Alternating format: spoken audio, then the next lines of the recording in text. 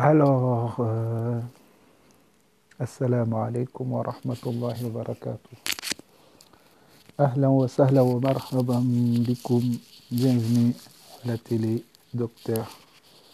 Aujourd'hui, on ne va pas parler de hadith, ni de fiqh, ni de rien du tout, ni de mawloud, rien de tout cela. On va parler de la nature de l'être humain. At-tabi'atul insani, la nature humaine. Alors, aujourd'hui, on ne va pas parler des choses qui sont bizarres, mais ça peut être bizarre aussi. Les humains, ils aiment les belles choses. Un être humain aime tout ce qui est beau. Même si l'humain est mauvais, il aime ce qui est beau. Ça fait partie de la nature humaine. Tout ce qui est belle, tout ce qui est beau, ça fait partie de la nature humaine d'aimer cela. Dormir dans un endroit propre, ça fait partie de la nature humaine.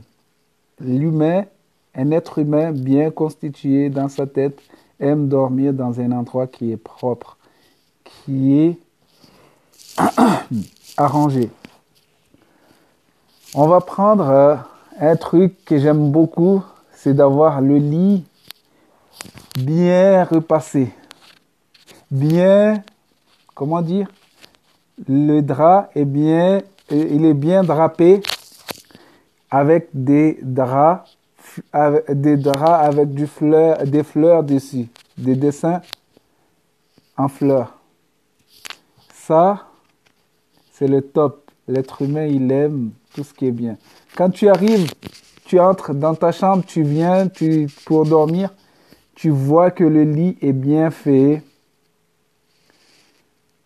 Le lit est bien fait, ça te donne l'envie de dormir. Ça te donne l'envie de t'allonger. Et ton cœur est libéré. Le cœur est libéré. Le cœur humain est libéré. Donc,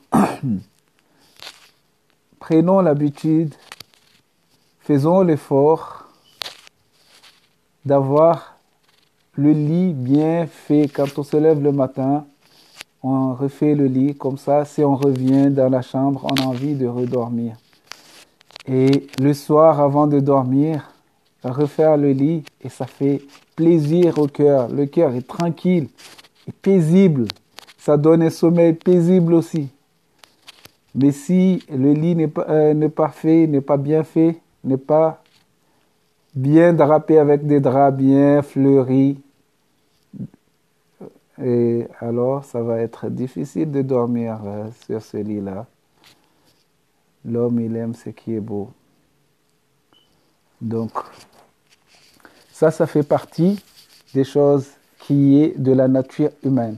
Puis, tu vas trouver des gens qui aiment dormir dans la saleté, qui ne changent jamais le drap, que le drap reste pendant un mois, n'est jamais changé. Et quand il vient dormir, il se lève le matin, il sent ce qui sort de son corps, c'est quoi? La moustringue? Je ne sais pas moi. Quelque chose comme ça. Mais quand tu passes à côté de la personne, tu n'as pas envie de passer à côté de lui. En fait, tu regrettes d'avoir passé à côté de lui parce que ça fait un mois que le drap n'a pas été changé. Donc, on prend l'habitude de faire la nature humaine, de prendre en considération la maison où on vit, de repasser, de changer le drap tous les 3 jours au maximum. Si on peut le faire tous les jours, c'est mieux, mais au maximum 3 jours et au minimum 1 journée. On le met, on le met le matin, on l'enlève, on le met le soir, le lendemain on l'enlève. Ça c'est bien, c'est bien. On est comme ça, on aime ce qui est beau. Peut-être que Ça peut choquer les gens, mais c'est comme ça. L'humain aime ce qui est beau. Le cœur aime et content lorsque l'endroit est beau. Et ça donne un esprit libre.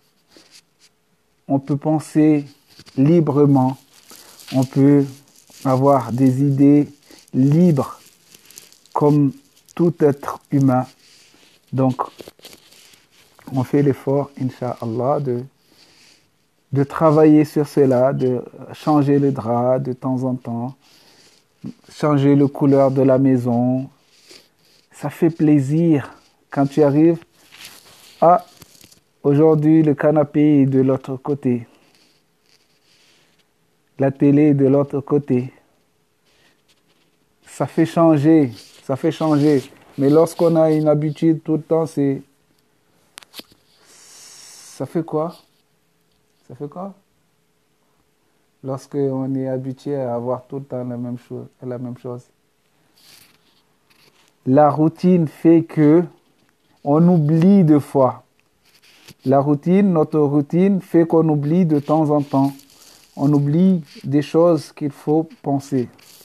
Aujourd'hui, j'étais à la madrasa avec les enfants. Ils m'ont questionné sur la fin du monde. Des enfants qui questionnent sur la fin du monde. Ils parlent de Dajjal. Et quand je leur ai dit que Dajjal viendra, que lorsqu'on oubliera de parler de lui, que les gens arrêteront de parler de Dajjal, ils ont dit que nous, on ne va pas s'arrêter de parler de lui. Pour ne pas oublier. Donc, c'est la routine après qui s'installe. Lorsqu'on est habitué à un truc, c'est la routine. On s'en fout de la chose, mais c'est pour cela qu'il faut changer de temps en temps. Et parmi les belles choses, de temps en temps, sortir, prendre une personne pour garder les enfants, passer du temps avec la famille, avec la femme, l'homme avec son mari, l'homme avec sa femme et la femme avec son mari. Ça, c'est ce qui est bien, ce qui fait que on n'est pas dans la routine tout le temps. Les belles choses, on va dans une hôtel, dans un restaurant, manger, changer un peu, et ça fait du bien. Ça fait du bien, les amis. Profitons de la vie. Profitons de la vie, car la vie est courte. Je voulais parler d'un truc aussi. Des fois, on est comme ça. On pense que Dieu ne va pas nous pardonner. On pense que Dieu ne va pas nous pardonner. Ça, c'est une erreur de notre part. Bon, j'avais dit au début qu'on ne va pas parler de Coran, on va parler de la nature humaine. Mais là, je vais changer. J'en profite, je vais parler de Coran un peu, et de hadith un peu, de la religion un peu. Tout à l'heure, j'ai parlé de la nature humaine, mais là, je continue avec un petit rappel sur notre avenir. On fête les anniversaires tous les ans, mais on ne sait pas quand est-ce qu'on va mourir. On fête les anniversaires tous les ans, mais on ne sait pas quand est-ce qu'on va mourir. D'ici 2 mois, je devrais avoir 34 ans. Mais je ne sais pas si je pourrai vivre jusqu'à les 2 mois-là seront passés.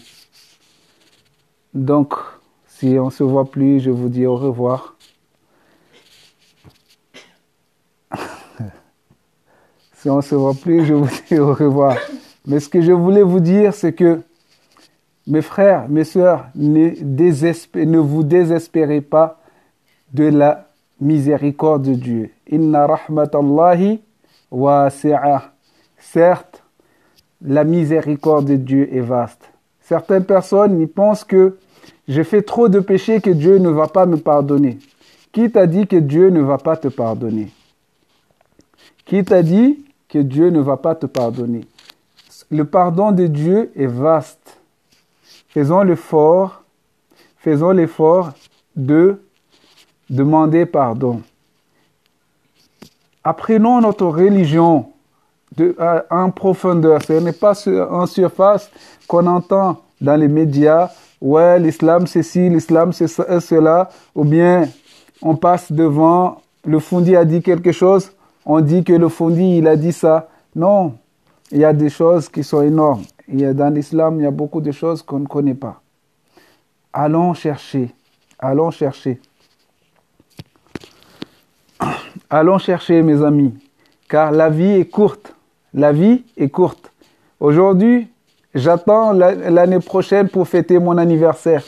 J'attends l'année prochaine pour fêter mon anniversaire, mais je ne sais pas si je serai là l'année prochaine pour fêter mon anniversaire. Donc, on ne sait pas quand est-ce qu'on va partir. Dieu, il est pardonneur. Même si on meurt en faisant la fornication ou en volant. Volant, c'est ça? Ou bien, quoi encore? En ayant tué un homme. Tout ça, Dieu va nous pardonner si on est musulman, qu'on dit La ilaha illallah. Si on dit La ilaha illallah Muhammad Rasulullah avec conviction, certitude qu'il n'y a de divinité que Dieu et que Muhammad est son messager. Muhammad est le messager de Dieu. Conviction on entrera au paradis. Je vous jure au nom de Dieu que vous entrerez au paradis. Tout le monde entrera au paradis si on a la conviction sur ce kalima. Même si la personne, il passe son temps dans la fornication, dans le vol, ou bien dans l'assassinat, dans tout ce que vous voulez, sauf le shirk. Sauf le shirk, le fait d'associer Dieu à autre chose. Ça, Dieu ne le pardonnera pas. Si on meurt avec ça, on oublie le paradis. Mais si on meurt avec la kalima La ilaha illallah Muhammad Rasulullah, on a la conviction qu'il n'y a de divinité qu'Allah et que Muhammad sallallahu alayhi wa sallam est le messager de Dieu. Et le goût de l'alcool est sur ta langue et tu meurs, alors tu entreras au paradis. Ça, c'est sûr. Ça, c'est la certitude de la part de Dieu et de son messager. Sallallahu alayhi wa sallam. Donc, faisons l'effort, les amis, de se rapprocher de Dieu, même si c'est difficile, même si c'est dur pour nous, mais croyons seulement en Dieu et en son messager. Ça, c'est déjà un plus. Et cherchons à connaître notre religion. Ne restons pas là à entendre. J'ai entendu on m'a dit que. Non. Cherche à connaître toi-même. Va chercher les preuves. Pourquoi il a dit ça? Quelle est son preuve? Quelle est les preuves pour cela, pour qu'il a dit cela? Pourquoi il a dit ça? Ne restons pas bêtes. Ne restons pas bêtes. Apprenons notre religion. Et cela nous aidera à avancer vers Dieu. Et on ne mourra pas comme on pense que Dieu ne va pas nous pardonner. Certains ils pensent que Dieu ne va pas le pardonner. Il dit comme ça que j'ai fait trop de péchés, que Dieu ne va pas me pardonner. Non, ce n'est pas ça. Dieu n'est pas comme ça. Sa rahma, sa miséricorde dépasse sa colère. La miséricorde de Dieu dépasse sa colère. Jusqu'au moment où Shaitan, la'anatullah, Dieu lui a dit de se prosterner devant Adam et il a refusé de se prosterner devant la création de Dieu, devant ce que Dieu a créé de ses propres mains. Et quand il est retourné vers Dieu pour demander quelque chose, il connaît la miséricorde de Dieu. Il n'est pas venu pour demander pardon, mais il est venu pour demander autre chose. Il sait comment Dieu est. Dieu lui a donné ce qu'il voulait. Dieu lui a accordé ce qu'il voulait. Il a demandé quelque chose, Dieu lui a accordé. Il a dit, laisse-moi la vie jusqu'à la fin de temps. Jusqu'à la fin de temps. Alors Dieu lui a laissé. Il a dit jusqu'à le temps fixe. Le temps fixé. Le temps déterminé.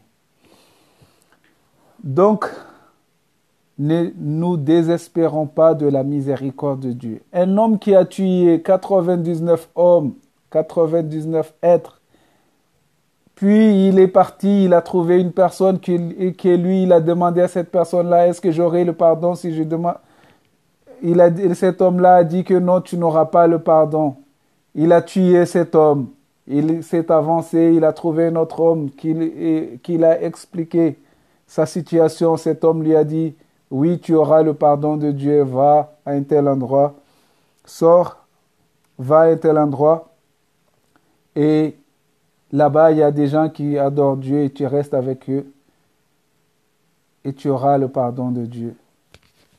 Il est parti, il n'est pas arrivé à cet endroit, il est mort en chemin. Les anges du paradis de la Rahma et les anges de l'enfer sont en train de se battre pour qui va accueillir, qui va ramener l'âme de cette personne-là. Puis Dieu a décrété que c'est l'ange de la Rahma, de la miséricorde, qui va amener l'âme. Car cet homme-là a fait l'effort. Il a fait l'effort de sortir de chez lui pour chercher le pardon de Dieu. Donc nous aussi, on peut avoir ces pardons-là. Ne nous désespérons pas de la miséricorde de Dieu, s'il vous plaît. Restons nous-mêmes et se rapprochons-nous de Dieu. Et un jour, Inch'Allah, on changera. Ne dis pas qu'on va pas aller au paradis parce qu'on a fait tant de péchés. Si tu crois en Allah, tu iras au paradis. Si tu crois en Allah et son messager, sûrement, certainement que tu entreras au paradis. Je vous jure au nom de Dieu que vous entrerez au paradis. Même si vous allez passer du temps en enfer, mais vous entrerez au paradis. Tout le monde qui dit la ilaha illallah Muhammad Rasulullah entrera au paradis. S'il le dit avec certitude, il entrera au paradis. Sauf s'il a associé Dieu à autre chose. Dieu pardonne tout péché, sauf les associateurs. Après, on peut trouver des gens qui disent la ilaha illallah Muhammad Rasulullah, mais ce sont des sorciers. Alors, ce sont des associateurs de Dieu. Et ce sont ceux qui associent Dieu à autre chose. Donc, Dieu l'a promis ces gens-là, il n'y a pas de pardon pour ces gens-là. Donc, je vous dis, bonne nuit. Faites quoi? Repassez le lit avant de dormir. Changez les draps. Faites des draps avec des fleurs. Car cela apaise le cœur, cela apaise l'esprit et cela donne un bon sommeil.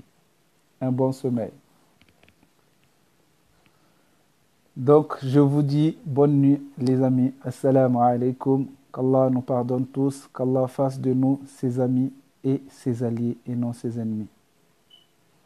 Wassalamu alaikum.